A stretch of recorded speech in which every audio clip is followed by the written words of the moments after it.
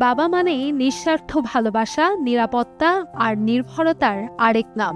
কখনো স্নেহময়, কখনো কঠোর, কিন্তু সবকিছুর আড়ালেই থাকে সন্তানের প্রতি অসীম মমতা। বাস্তব জীবনের এই চিরচেনা বাবার প্রতিচ্ছবি বহুবার উঠে এসেছে বাংলা চলচ্চিত্র ও নাটকের পর্দায়। বিশ্ব বাবা দিবসে স্মরণ করা যাক পর্দার সেই সব কিংবদন্তি বাবাদের। আমার মতো এত সুখী। বাংলাদেশি সিনেমায় বাবা চরিত্রের কথা উঠলেই সবার আগে মনে পড়ে বাবা কেন চাকর সিনেমার কথা। এই চলচ্চিত্রে আদর্শবাদী এবং বার্ধক্যে সন্তানের অবহেলার শিকার এক বাবার চরিত্রে অভিনয় করে দর্শকদের আবেগ আপ্লুত করেছিলেন কিংবদন্তি অভিনেতা নায়করাজ রাজ্জাক। কাক যদি ময়ূরের পেখম লাগায় তাহলে সে ময়ূর হয়ে যায় না।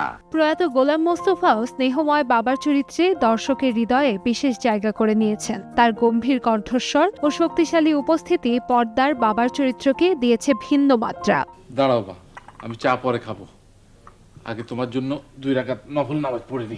ছোট ও বড় দুই পর্দাতেই বাবা চরিত্রে অসাধারণ দক্ষতার পরিচয় দিয়েছেন আবুল হায়াত। ত্যাগ, দায়িত্ববোধ এবং পরিবারের প্রতি অকৃত্রিম ভালোবাসায় ভরা তার চরিত্রগুলো বারবার দর্শকের ভালোবাসা পেয়েছে। তোরাই মানিক, তোরাই রতন। ৮০ ও ৯০-এর দশকের জনপ্রিয় অভিনেতা আলমগীর পিতামাতা সন্তান সিনেমায় একজন আদর্শ ও স্নেহশীল বাবার চরিত্রে অভিনয় করেন।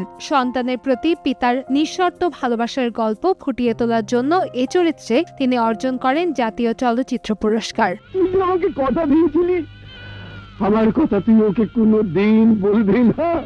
প্রায় ৫ শতাধিক চলচ্চিত্রে অভিনয় করা আনোয়ার হোসেনও পরিণত বয়সে অসংখ্য স্মরণীয় বাবা চরিত্র উপহার দিয়েছেন।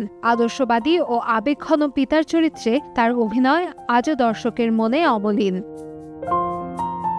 খলনায়ক হিসেবে বেশি পরিচিত ওয়াসিমুল বারী রাজীব ভিন্ন চলচ্চিত্রে স্নেহশীল ও দায়িত্ববান বাবার চরিত্রেও প্রশংসা কুড়িয়েছেন। কিয়ামত থেকে কিয়ামত, প্রেমের তাজমহল ও প্রেম পিয়াসী সিনেমায় তার অভিভাবক সুলভ উপস্থিতি দর্শকদের মনে দাগ কেটেছে। আরে তোর বাপ শুদ্ধ বিক্রি করলে সোয়াচের বেগুনের দাম হবে। অন্যদিকে চলচ্চিত্র ও নাটকে বাবা চরিত্রকে জীবন্ত করে তুলেছিলেন এটিএম শামসুজ্জামান। কখনো কঠোর, কখনো স্নেহময়, আবার কখনো হাস্যরসাত্মক। সব ধরনের বাবা চরিত্রেই তিনি ছিলেন অনন্য। কান্তাময়ী স্নেহা, সময় সংবাদ, ঢাকা।